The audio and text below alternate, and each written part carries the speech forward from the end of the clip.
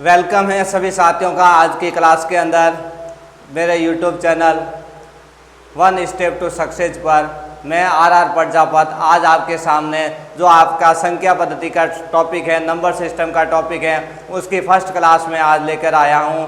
उसके क्वेश्चन जो हमने इसके बेसिक पॉइंट के बारे में, संख्या पद्धति के बारे में हम पढ़ लिया था। अब हम संख्या पद्धति के अंदर जो आपके एनटीपीसी के प्रश्न पूछे गए हैं उन प्रश्नों को आज की क्लास के अंदर हल करेंगे। तो हम शुरुआत करते हैं, जो एनटीपीसी में प्रश्न पूछे गए उन्हीं प्रश्नों को हल करते हैं। तो जो सबसे फर्स्ट क्वेश्चन आपके पास आ रहा है वो क्या कह रहा है? फर्स्ट क्वेश्चन कि 0.23 एक क्या है, कैसे संख्या में 0.23 परिमेय अपरिमेय संख्या है, परिमेय संख्या है, भाज्य संख्या है, अभाज्य संख्या, ये किस तरह की संख्या है ये हमारे को बताना है कि ये किस तरह की संख्या है। तो मैंने आपको बताया था कि ये संख्या के ऊपर क्या है, ये आवर्ती का चिन्ह है, और आवर्ती का चिन्ह है इसका मतलब ये संख्या क्या हुई? अशांत आवर्ती हुई। और आवर्ती वाली जो संख्या होती है वो आपकी कौन सी संख्या होती है? परिमेय संख्या। जिस संख्या के ऊपर ये आवर्ती का चिन्ह लगा हुआ हो तो उसको आंख बंद करके आप टिक कर दीजिए, वो संख्या कैसी होगी? परिमेय संख्या होगी। कैसी संख्या होगी? परिमेय संख्या होगी। तो इसके अंदर जो आपका बी ऑप्शन है वो क्या हो जाएगा? इसके अंदर करेक्ट हो जाएगा। तो ये संख्या कैसी होगी आपके पास? परिमेय संख्या। ये एनटीपीसी 2019 में पूछा हुआ प्रश्न था। अगले प्रश्न की हम बात करते हैं। क्वेश्चन नंबर 2 क्या कह रहा है कि 3 + 2 √ 5 एक कैसी संख्या है? 3 + 2 √ 5 कैसी संख्या है? ऑप्शन को हम देखते हैं तो क्या है? एक तो पूछ रहा है परिमेय संख्या, एक कह रहा है अपरिमेय संख्या, एक प्राकृत संख्या और एक सम्मिश्र संख्या। तो ये किस तरह की संख्या है ये हमारे को इसके अंदर बताना है। तो आपको जो क्वेश्चन के अंदर दिख रहा है उस ऑप्शन को देखते ही आपको पता चल जाना चाहिए ये संख्या क्या दे रखा है इसमें, √5। और √5 क्या है? पूर्ण वर्ग वाली संख्या नहीं होती है, इसका मतलब √5 क्या है? अपरिमेय। अब जब √5 अपरिमेय ये तो कहीं कैंसिल भी नहीं हो रही है और नहीं हो रही, इसका मतलब ये संख्या क्या होगी? अपरिमेय संख्या होगी। अगर रूट का चिन्ह लगा हुआ है और संख्या पूर्ण वर्ग की नहीं है और कैंसिल नहीं हो रही है तो इसका मतलब वो संख्या कैसी होगी? अपरिमेय संख्या। तो ये आपके पास कैसी संख्या होगी? अपरिमेय संख्या।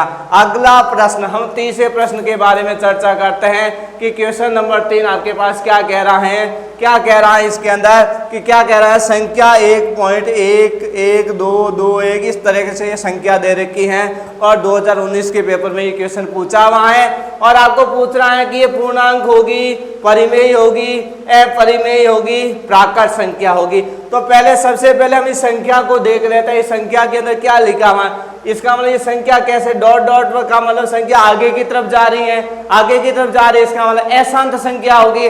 अब अशांत के अंदर अगर उस संख्या के अंदर आवर्ती हो रही है, वो संख्या बार बार रिपीट हो रही है, तब तो कौन सी होगी? परिमेय। अगर आवर्ती नहीं होती है तो वो संख्या कौन सी होती है? अपरिमेय संख्या।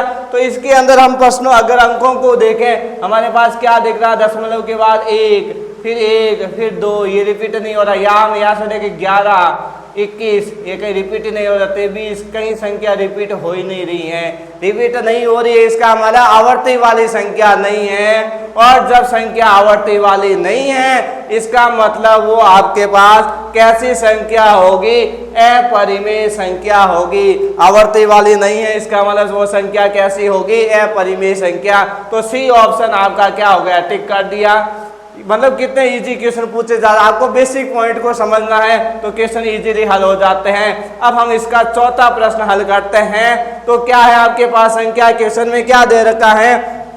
3 √5 + √125 बट्टे में √80 + 6 √5 कैसी संख्या है? तो पहले इसको हमारे को क्या करना पड़ेगा? सॉल्व करना पड़ेगा। बिना सॉल्व किए इसको हम नहीं बता सकते हैं कि ये संख्या कैसी है कैसी नहीं है। तो पहले इसको हम क्या कर लेते हैं? हल कर देते हैं। तो हमारे पास क्वेश्चन के अंदर क्या लिखा हुआ है कि 3 √5 + √125 बट्टे में क्या है? √80 प्लस में क्या लिख रखा है? 6 √5।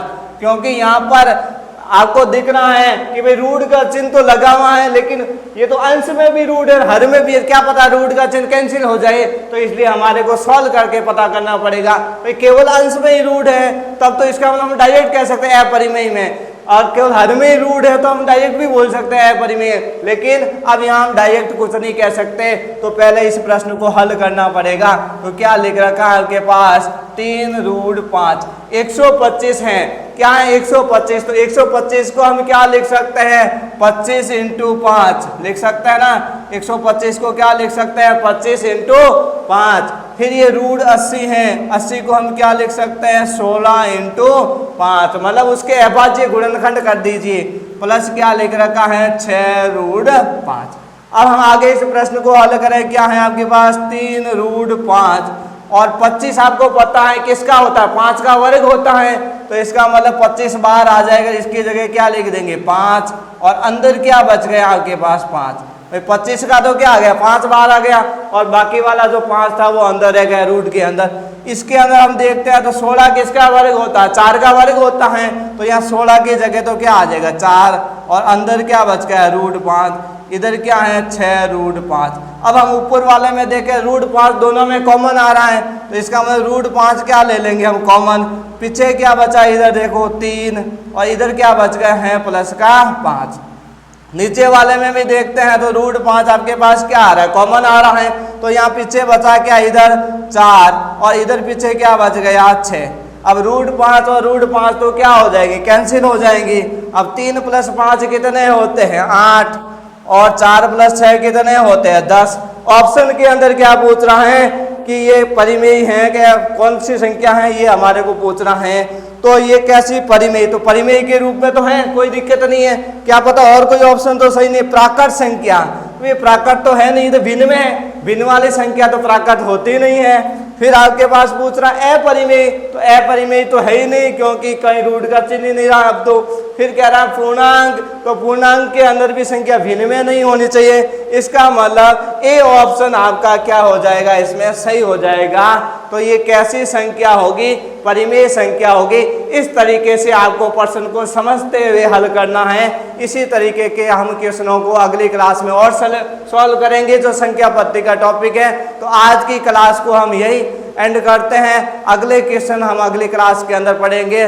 तो दोस्तों इस चैनल को लाइक करें, शेयर करें, सब्सक्राइब करें, जिससे ज़्यादा से ज़्यादा विद्यार्थियों तक ये पहुंच सके जो कंपटीशन की तैयारी कर रहे हैं, जो कोचिंग संस्थान नहीं जा सकते हैं, वो यूट्यूब चैनल पे देख के आराम से बैठ के इस प्रश्न को जल्दी से जल्दी और शॉर्ट तरीके से और बेसिक मेथड का यूज करते हुए प्रश्नों को हल करें।